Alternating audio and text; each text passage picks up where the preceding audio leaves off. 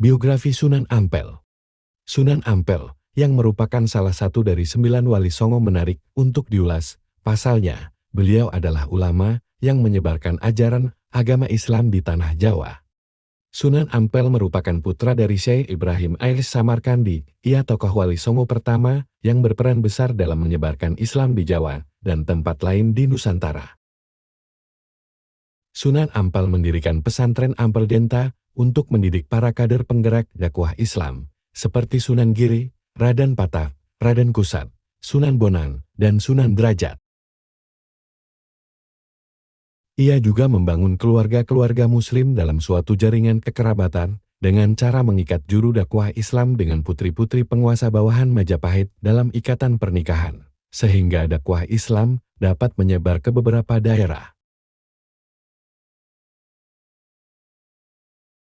Ampel menikahi putri dari Bupati Tuban, Arya Teja, yang juga merupakan cucu dari Arya Lembu Sura Raja Surabaya yang beragama Islam.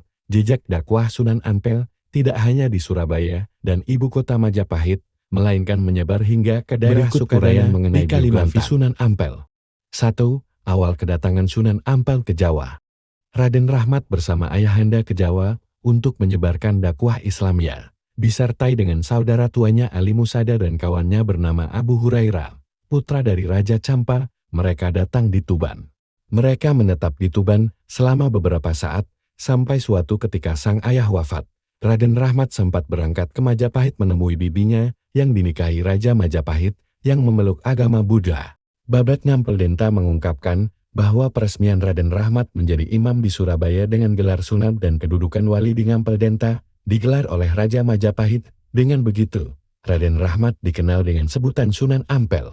Raden Rahmat juga diangkat menjadi Imam Masjid Surabaya oleh pejabat pecat tanda di Terong bernama Arya Sena. Atas dasar hubungan baik dengan Raja Majapahit, Raden Rahmat diizinkan tinggal di Ampel beserta keluarga-keluarga yang diserahkan oleh Raja Majapahit.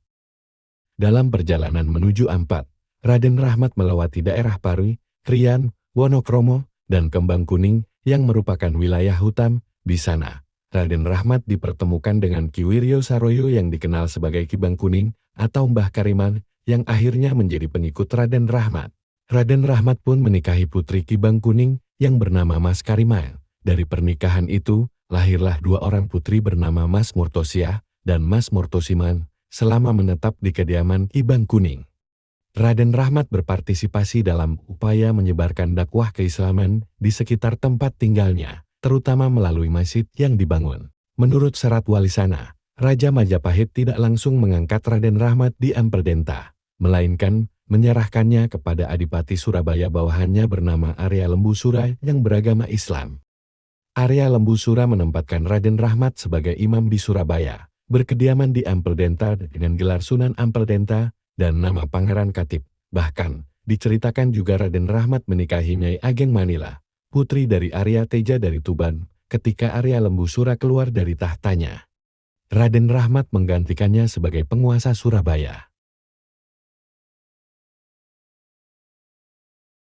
2. Dakwah Sunan Ampel. Dakwah merupakan tugas setiap muslim sesuai sabda Nabi Muhammad SAW. Sunan Ampel terkenal sebagai tokoh yang menjalankan misi berdakwah dengan sangat baik, melalui prinsip dakwah mawizatul hasanah wa mujadalah bilati hiya ahsan.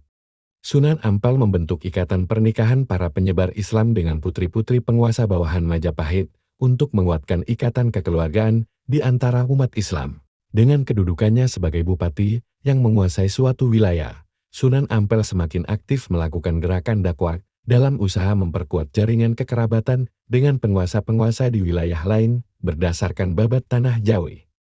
Salah satu upaya yang dilakukannya adalah dengan menikahkan Khalifah Husein dengan putri Arya Beribin, Adipati Madura.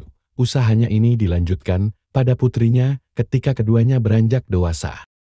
Salah seorang putrinya bernama Mas Murtosia dinikahkan dengan santrinya, yaitu Raden Paku yang bergelar Sunan Giri. Sementara itu, sang adik Mas Murtosimat menikah dengan Raden Patah yang menjadi Adipati Demak.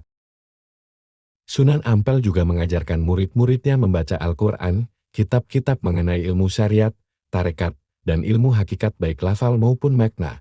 Raden Rahmat juga mencontohkan kehidupan yang zuhud dengan melakukan riyadah ketat atau tidak makan tidak tidur, mencegah hawa nafsu. Tidak tidur malam untuk beribadah kepada Tuhan, melakukan fardu dan sunnah, serta mencegah yang haram maupun makruh, dan tawajuh memuji Allah. Sunan Ampel juga menggambarkan ajaran bersifat esoteris kepada Sunan Giri, yaitu ilmu tasawuf yang didasarkan pada ilmu kalbu. Menurut Babat Demak, ajaran Sunan Ampel berangkat dari 3 kata diantaranya binasrir, tubadil, dan daim dengan kata kunci biru yatil fuad, yang hanya bisa dipahami melalui mata hati atau mata batin, dan inti ajarannya adalah fa'ainama tuwalufat sama wajulan, kabiran alhamdulillah katsiran. Nufasubhanallahi bukratan wa asila, ini wajah tu wajiyah. Dengan mengajarkan ilmu tasawuf, Sunan Ampel dianggap sederajat dengan para guru suci siwais yang berwenang melakukan diksha bayat yang diberi sebutan kehormatan susuhunan. Sebutan ini diberikan karena kedudukannya sebagai Raja Surabaya yang berkediaman di Ampel. Sehingga menjadi susuhunan atau Sunan Ampel, dan karena kedudukannya sebagai guru suci di Duku Ampel yang mempunyai kewenangan melakukan diksha bayat kepada murid-murid rohaninya. Dakwah Islam dilakukan dengan persuasif, melalui pendekatan kekeluargaan dan penuh empati. Meski begitu, tidak mudah diterima oleh masyarakat.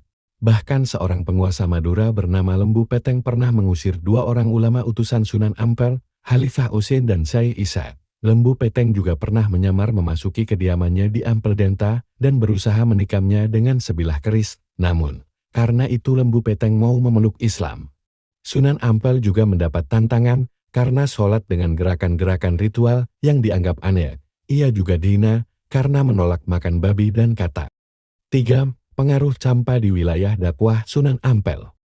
Sunan Ampel dikisahkan berasal dari negeri Campa, oleh karena itu, tradisi keagamaan Muslim Campa terlihat pada tradisi keagamaan yang dijalankan masyarakat Muslim tradisional di pesisir utara Jawa, yang menjadi wilayah dakwah Sunan Ampel.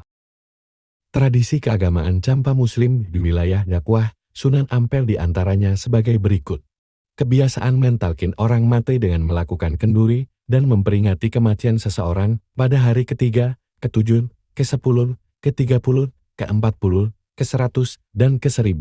Perayaan 1 dan 10 syuro dengan penandaan bubur syuro. Larangan menyelenggarakan hajat menikahkan keluarga, menghitankan anak, dan pindah rumah pada bulan syuro. Tradisi Rebo Wekasan atau arba akhir di bulan Safar. Tradisi Nisu Syaban, paham wahdatul wujud. Memeriahkan peringatan Maulid Nabi SAW, pembacaan kasidah-kasidah yang memuji Nabi Muhammad dan Ahlul Bait, siiran pepujian yang ditujukan kepada Ali bin Abi Thalib dan keturunannya, dan membaca berbagai wirid. Memanggil ibunya dengan sebutan Mak, memanggil kakaknya atau orang yang dianggap lebih tua dengan sebutan Kak atau Kang, memanggil adiknya dengan sebutan Adik, menyebut anak laki-laki kecil dengan sebutan kacong atau kacong. Mempercayai berbagai jenis makhluk halus, seperti gandarwa, kolong wewe, kuntilanak, pocong, tuyul, kalap, siluman, jin Islam, hantu penunggu pohon, arwah penasaran, dan berbagai tahayul lainnya. Percaya terhadap hitungan suara toket, tabu mengambil padi di lumbung pada malam hari, menyebut harimau dengan sebutan yang atau ong atau yang bermakna kakek, dan sebagainya. Namun seiring berjalannya waktu, mazhab kaum Campa Muslim beraliran Syiah, sebagai akibat hilangnya orientasi dan diskontinuitas sejarah, bahkan kebiasaan di atas terpengaruh paham Syiah Zaidiyah. Islam berkembang di Jawa karena perjuangan dakwah Sunan Ampel dan para penyebar Islam abad ke-15 dan ke-16, yang merupakan wujud akulturasi dan asimilasi dari aspek budaya pra-Islam dengan Islam, baik sosial, budaya, politik, ekonomi, mistik, kultus, tradisi keagamaan, dan sebagainya. Upaya yang dilakukan Sunan Ampel dalam menyebarkan dakwah Islam dinilai paling dinamis dan kreatif dalam sejarah perkembangan Islam, dengan memasukkan tradisi keagamaan Muslim Campa melalui pendekatan Sufisme, sehingga dapat diterima masyarakat Jawa. 4. Wafatnya Sunan Ampel. Menurut Babat Ingresit, mengenai wafatnya Sunan Ampel, diterangkan dengan candra sengkala yang berbunyi mulama ngampal lana masjid, yang bermakna ulama Ampel wafat di masjid, juga bermakna nilai angka 1401 Saka atau tahun 1479 Masehi. Sementara dalam syarat candra, wafatnya Sunan Ampel diterangkan dengan candra sengkala awak kalih guna iku, yang bermakna nilai angka tahun 1328 Saka atau tahun 1406 Masehi. Dalam historiografi lain, tidak tercantum tahun meninggal Sunan Ampel, meski tidak ada kepastian mengenai waktu wafatnya Sunan Ampel, akan tetapi makamnya terletak di samping Masjid Agung Ampel Surabaya, yang dijadikan pusat peziarahan umat Islam di seluruh Nusantara.